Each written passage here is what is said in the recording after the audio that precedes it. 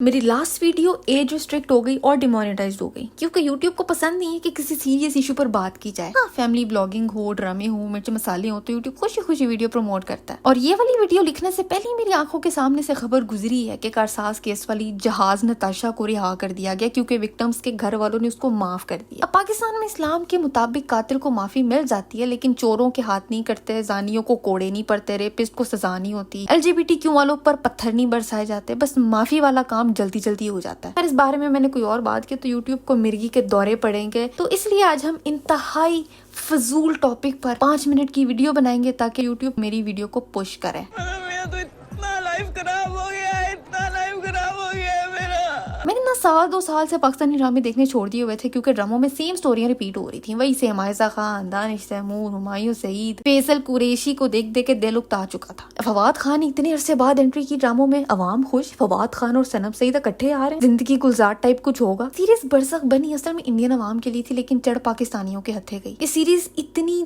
Third class थी कि मुझे लग रहा था मैं बोरियत से मर जाऊंगी। कुछ लोग कहेंगे सना वो तेरे जैसे छोटे दिमाग वाली औरतों के लिए नहीं था, उसमें बहुत बड़े बड़े मैसेजेस थे, तू जाके सास बहू देख। शायद तुम लोग ठीक कह रहे हो। अब अल्लाह जाने कि एक बुढ़ा आदमी जो कि जवानी में जानी था, उसकी महबूबा को मजलूम दिखाने में और औरत को सजा देने वाले लोगों को जालिम दिखाने में, होमोसेक्सुअलिटी दिखाने में, वल्गर सीन्स दिखाने में कौन सी हिकमत और कौन से बड़े बड़े मैसेजेस थे मैं नहीं जानती। फवाद खान इस सीरीज में क्यों था और सनम सईद की मत क्यों बच गई थी, मेरी अकल में ये बातें नहीं आ सकती। आलम बरसक इतना इंटरेस्टिंग, इतना पावरफुल टॉपिक है जिस पर इन्होंने ये ड्रामा बना के ना क्या हासिल कर लिया मेरी समझ से बाहर। हम क्योंकि छोटे दिमाग वाले लोग हैं तो हम अपने गहरे डिम्पल्स वाली शर्जीना और चिकने बॉय अदील की बात करेंगे। इस औरत ने दोनों भाइयों में लड़ाई दिलवा दी है। औरत का चक्कर बाबू भैया, औरत का चक्कर। मैं ये वाला ड्रामा देख रही हूँ, इसमें बहुत रिफ्रेशिंग चीजें भी हैं, लेकिन कुछ ऐसी चीजें भी हैं जो कि मेरे ब्लड प्रेशर को बहुत ही हाई करवा देती हैं। शर्जीना घर की बड़ी बेटी है जिस पर माँ बाप को बहुत उम्मीदें हैं। शादी से पहले इसका मंगेतर AKA चिकना अदील इससे शादी करने को इनकार कर देता है क्योंकि इसके बॉस की फिल्थी रिच अमीर बेटी इसको बताती है कि मैं तो तुम्हें कब से मिक्स्ड सिग्नल्स दे रही थी, तुम्हारे लूजर होने के बावजूद तुम्हें प्रमोशंस पे प्रमोशंस देती रही, तुम्हें समझ नहीं आई कि मैं तुम्हारी जिंदगी बर्बाद करना चाहती हूँ। अदील ने ये सुनते साथ ही गिरगिट की तरह रंग बदले और अपने घर वालों को रुबाब के लिए मनाते हुए कहा कि अगर इससे मेरी शादी हो गई ना पैसा ही पैसा होगा।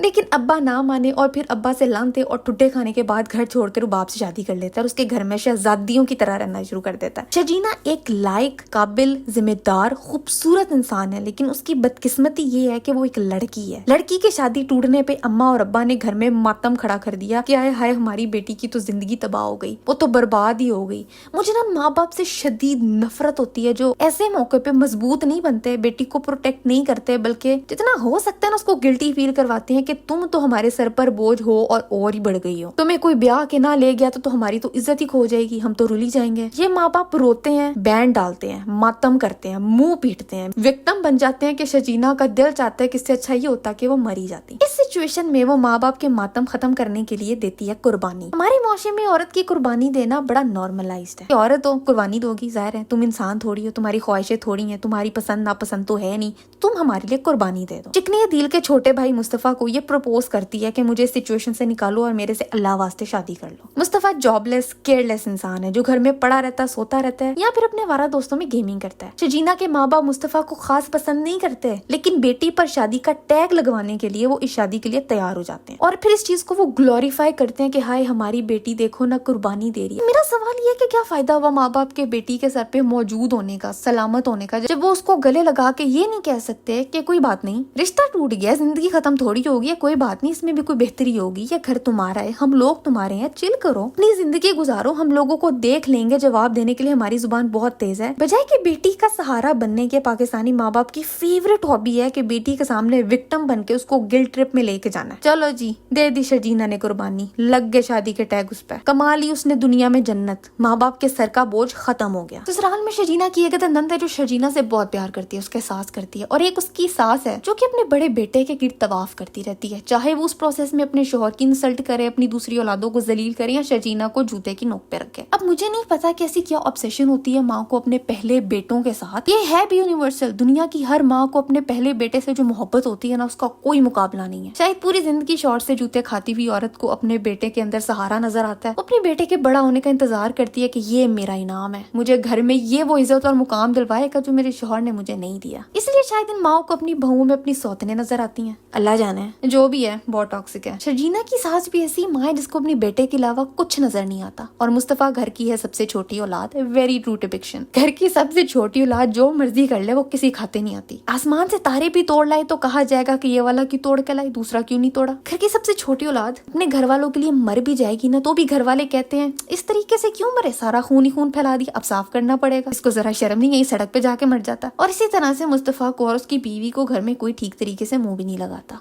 लेकिन इस ड्रामे में जो ठंडी हवा का झोंका है ना, वो है मुस्तफा, जो खुद को अपनी बीवी के लिए इम्प्रूव करता है, जिम्मेदारी उठाता है, कमाई के लिए नौकरी करता है, उसका एहसास करता है, अपनी जिंदगी को ट्रैक पे लेके आता है और सबसे बड़ी बात अपनी बीवी के लिए स्टैंड लेता है, उसको प्रोटेक्ट करता है। ये कहाँ होता है हमारे मुआशरे में। हर कोई रन मुरीद के टैक्स से सख्त डरता है, बीवी को माँ बाप के आगे कारपेट बनने के लेक्चर देता है, लेकिन इतना बड़ा मैन चाइल्ड होता है कि अपनी ही बीवी को अपने घर में प्राइवेसी और प्रोटेक्शन भी नहीं दे पाता। ड्रामों में अब्यूजिव, शकी, टॉक्सिक, नार्सिसिस्ट शौहर देख देख के इंसानियत पर से भरोसा ही उठ गया था। इस ड्रामे में सबसे आयरॉनिक कपल चिकना अदील और रुबाब है। रुबाब शदीद इनसिक्योरिटी का शिकार है कि उसका शौहर उससे ज्यादा गोरा है, तो फिर है भी क्लीन शेव, तो दूर से ना लश्कारे मारता है। इतना पैसा, इतना क्वालिफाइड होने के बाद भी रुबाब की इनसिक्योरिटीज उसको सुकून से नहीं बैठने देती। अदील चिकने के अब्बा के ऑपरेशन के बाद अदील फैसला करता है कि मैं कुछ दिन अपने अब्बा के पास रहूंगा। ये देखते हुए कि अदील चिकने की एक्स मंगेतर उसी के घर में मौजूद है, तो मेरा शौहर कहीं इधर उधर ही ना हो जाए, वो अदील चिकने के घर पहुंच जाती है। चील की निगाह रखने के बावजूद अदील चिकने ने अपनी ही बीवी की बेस्ट फ्रेंड से अफेयर चालू कर दिया। फ्रेंड भी वो जो मैरिड है। दोनों ने पैसे के लिए अमीर स्पाउसेस चुने, पर पैसा तो कपड़े जूते खरीद सकता है ना, सुकून नहीं खरीद सकता। सुकून के लिए यहाँ वहाँ इंसान फिसलना शुरू कर देता है। खैर तुम बताओ, आखिर ये माओ को पहले बेटों से इतनी खतरनाक किस्म की मोहब्बत क्यों होती है?